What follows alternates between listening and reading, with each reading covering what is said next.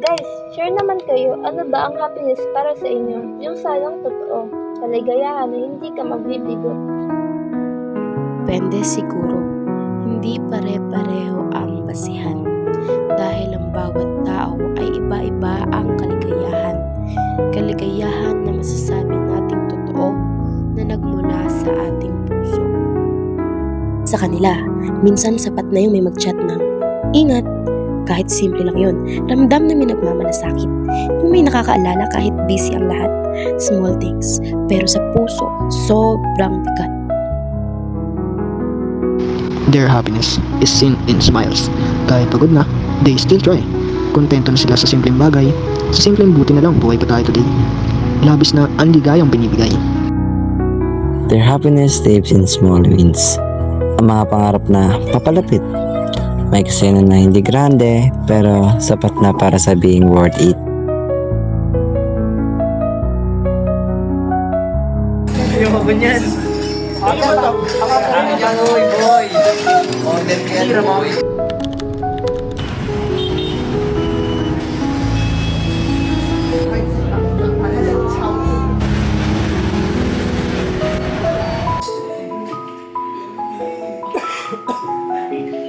Sometimes, our own happiness is quiet and slow. Hindi kailangan ipagsikawan sa mundo. Sa tahimik na gabi, ramdam natin ang yakap ng ating bawat sarili. Parang happiness ko lang ang pahinga, yung pwedeng mapagod pero hindi mag-isa. May makikinig kahit paulit-ulit ang kwento at mga reklamo ko, at hindi nagsasawang mag-reply sa akin araw-araw. Yan ang pahinga ko. Kung iyong kasiyahan ay pahinga, sa akin naman ay matulog. Kasi sa simpleng pagpikit, nakakapapahinga ang sarili ko. Kahit saglit, nawawala ang pagod ko. At naramdaman ko muli ang sarili ko. Sa ganyang paraan, masaya na ako. Ang happiness ko ay makita kayong safe. Kahit hindi tayo nagkikita ngayon, basta't alam kong humihinga kayo. Sapat na yun para ngumiti ng matamis ang aking mga labi para sa inyo. At para sa iba, ang happiness ay nasa laro. Sa bawat tap ng screen, pahinga sa bigat ng mundo. Sa Mobile Legends, hindi lang panalo ang dahilan, kundi ang samang kahit talo ay may tawanan.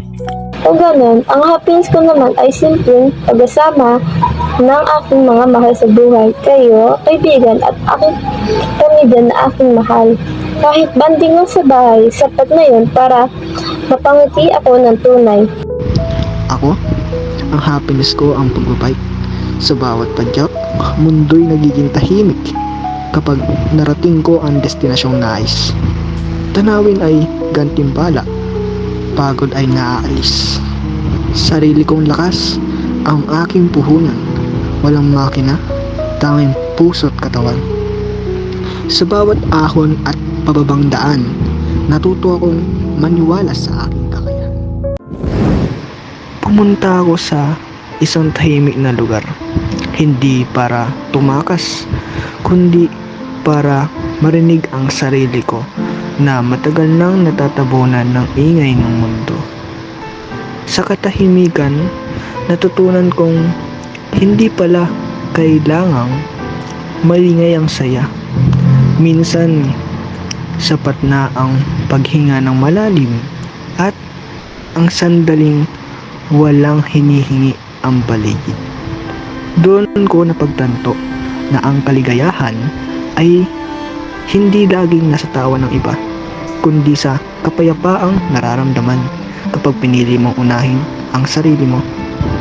Sa tahimik na lugar, natagpuan ko ang kasiyahan. Hindi perpekto, pero totoo. Sa atin, ang happiness ay iba-iba. Walang tama, walang mali, simple man o tahimik. Basta gumagaan ang puso at may respeto na bukal sa puso. Yan ang tunay na saya.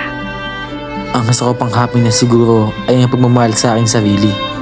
Parang simpleng bagay lamang sa ibang tao, pero hindi din napapantayan ang kasiyahan na binibigay sa akin ito. Sa bawat pagkain na aking kinakain, tiyak na ang kasiyahan na hindi mabibitin. Aking kalayaan sa lahat ng bagay ay nagbibigay sa akin ng katahimikan dahil ang pagmamahal ko sa akin sarili ay hindi na pinagtatanungan. Lahat tayo ay may sariling kasiyahan at mayroong pinagkukunan nito. Pero ang mahalaga sa lahat ay tayo ay sumasaya sa sariling kakagawan at pagtatanto. Hindi lahat ng mga masasamang pangyayari sa atin ay habang buhay.